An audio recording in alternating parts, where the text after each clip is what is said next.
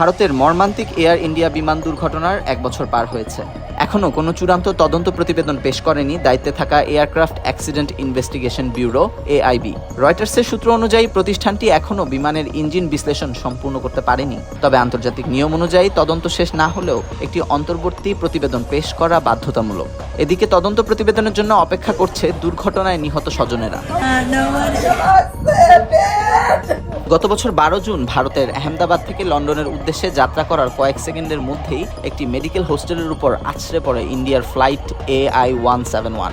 এতে মোট ২৬০ জন নিহত হয়, যার মধ্যে বিমানের যাত্রী ও ক্রু ২৪১ জন এবং বাকিরা মেডিকেল হোস্টেলের ১৯ জন ছিল।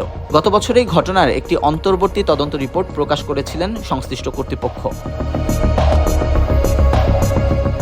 আন্তর্জাতিক নিয়ম অনুযায়ী কোনো বড় বিমান দুর্ঘটনার ১ বছরের মধ্যে তদন্তের চূড়ান্ত রিপোর্ট প্রকাশ করতে হয়। তদন্ত শেষ না হলে সংশ্লিষ্ট সংস্থাকে দিতে হয় অন্তর্বর্তী রিপোর্ট। প্রতি বছর একটি করে রিপোর্ট দেওয়ার কথা সংস্থাটির। রয়টার্সের দাবি, গত এপ্রিলে এয়ার ইন্ডিয়ার ওই বিমানটির ইঞ্জিন পরীক্ষা করা হয়েছিল। তবে ব্লুমবার্গের একটি রিপোর্ট বলছে বিমানটির ইঞ্জিন আমেরিকায় রয়েছে। ইঞ্জিনের বিশ্লেষণ শেষ হলে চূড়ান্ত রিপোর্ট প্রকাশ করা হতে পারে। সব মিলিয়ে আরও ৩ মাস সময় লাগবে বলে দাবি ব্লুমবার্গের। এদিকে রিপোর্ট দিতে গড়িমসি করছে সংশ্লিষ্ট কর্তৃপক্ষ। দেরি হবার কারণ জানতে চাইলে ফেডারেশন অফ ইন্ডিয়ান পাইলটসের প্রেসিডেন্ট CS রান্ধাভা জানান, অন্তর্বর্তী কোনো রিপোর্ট প্রকাশ করলে সেটা নিয়ে জনমনে ভুল ধারণা তৈরি হতে পারে। এর আগেও ২ সেকেন্ডের একটি রেকর্ডিং প্রকাশে অনেক ভুল বোঝাবুঝি হয়েছিল, তাই যে কোনো রিপোর্ট প্রকাশের আগে তা যথাযথ বিশ্লেষণ দরকার। এদিকে স্বজন হারানোর যন্ত্রণা বয়ে বেড়াচ্ছে দুর্ঘটনায় নিহতের পরিবারগুলো। মন থেকে মুছে ফেলতে পারছেন না বিমান বিধ্বস্তের সেই ভয়াবহ মুহূর্তকে। তদন্ত রিপোর্টের দিকে চেয়ে আছেন তারা। এমনই এক ভুক্তভোগী দম্পতি হলেন সেই দুর্ঘটনায় নিহত ক্রিশ্চিয়ানের মা-বাবা।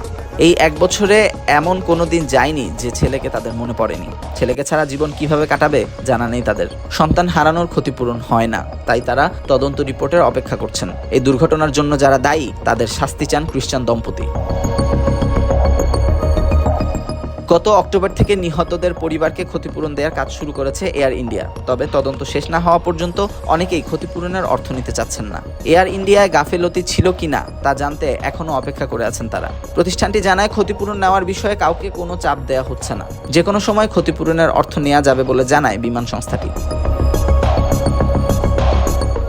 বাংলাদেশ সীমান্তের ৪০৯৬ কিলোমিটার জুড়ে এখন এক অস্থির সময়। একদিকে ভারতের ডিটেক্ট, ডিলিট এবং ডিপোর্ট নীতি, অন্যদিকে নিজ দেশে পরবাসী হওয়ার আতঙ্কে আছেন অনেকে। সাম্প্রতিক পরিসংখ্যান বলছে, কোনো প্রকার আইনি প্রক্রিয়া ছাড়াই শত শত মানুষকে বাংলাদেশে ঠেলে দেওয়া হচ্ছে। কেন এই পুশিন? এর ঐতিহাসিক প্রেক্ষাপট কি এবং ভারতের চূড়ান্ত লক্ষ্যই বা কি? পরিসংখ্যান বলছে, ভারত থেকে বাংলাদেশে পুশিনের মাত্রা এখন আশঙ্কাজনক পর্যায়ে। বিজিবির সংগৃহীত তথ্য অনুযায়ী ২০২৫ সালের ৭ মে থেকে ২০২৬ সালের ২৬ জানুয়ারি পর্যন্ত ২৪৭৯ জনকে বাংলাদেশে ঠেলে দেওয়া হয়েছে। এর মধ্যে শুধু গত বছরের মে মাসেই ১২০০ জনের বেশি মানুষকে অবৈধভাবে পুশিন করা হয়, যার মধ্যে অন্তত ১০০ জনকে ভারতীয় নাগরিক হিসেবে শনাক্ত করে ফেরত পাঠায় বাংলাদেশ। হিউম্যান রাইটস ওয়াচের তথ্য মতে ২০২৫ সালের ৭ মে থেকে ১৫ জুনের মধ্যে অন্তত ১৫০০ জন মুসলিমকে ভারত থেকে বিতাড়িত করা হয়েছে, যার মধ্যে ১০০ জন রোহিঙ্গা শরণার্থীও ছিল।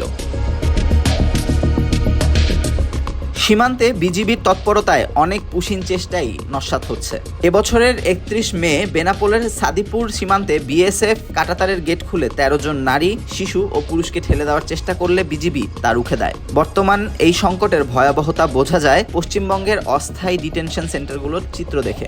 এবছর মে মাস নাগাদ শুধু পশ্চিমবঙ্গেই অন্তত ১৩টি হোল্ডিং সেন্টারে ৩৮৬ জন ব্যক্তিকে আটকে রাখা হয়েছে। এছাড়া বর্তমানে প্রায় ২৮৬৮টি নাগরিকত্ব যাচাই মামলা ঝুলে আছে, যা নিয়ে দুই দেশের মধ্যেই টানাপোড়েন চলছে। এই সংকটের মূলে রয়েছে কয়েক দশকের দীর্ঘ ইতিহাস। ১৯০০ শতাব্দীতে ব্রিটিশদের চা বাগানে শ্রমের প্রয়োজনে বাংলা ভাষীদের আসামে অভিবাসন শুরু হয়। ১৯৪৭-এর দেশভাগ এবং ১৯৭১-এর যুদ্ধের পর এই অভিবাসন এক বিশাল রাজনৈতিক হাতিয়ারে পরিণত হয়। আসামে ১৯৭১ সালের ২৪শে মার্চকে নাগরিকত্বের ভিত্তি ধরা হলেও সাম্প্রতিক এনআরসি প্রক্রিয়া প্রায় ২০ লক্ষ মানুষকে রাষ্ট্রহীন হওয়ার ঝুঁকিতে ফেলেছে। ঐতিহাসিক এই ক্ষোভকেই এখন রাজনৈতিক রূপ দেওয়া হয়েছে। বিশ্লেষকদের মতে ভারতের এই পুশিন প্রক্রিয়ার পেছনে বেশ কিছু গভীর রাজনৈতিক উদ্দেশ্য রয়েছে। পশ্চিমবঙ্গের রাজনৈতিক পরিবর্তনের পর বিজেপি সরকার ইনফিলট্রেটর বা অনুপ্রবেশকারীর তকমা দিয়ে বাংলাভাষী মুসলিমদের লক্ষ্যবস্তু করেছে, যাতে এক মেরুকরণের রাজনীতি সফল হয়। ভারত নিজের অভ্যন্তরীণ মুসলিম সমস্যা সমাধানে এবং এনআরসিতে বাদ পড়ার দায় এড়াতে বাংলাদেশকে একটি প্রেসার ভালভ বা নির্গমন পথ হিসেবে ব্যবহার করতে চায়। এছাড়া আইনি প্রক্রিয়ায় বিলম্ব ও আদালতের নজরদারি এড়াতে সরাসরি বিএসএফ এর মাধ্যমে মানুষকে ঠেলে দেওয়া হচ্ছে, যা আন্তর্জাতিক মানবাধিকার আইনের স্পষ্ট লঙ্ঘন।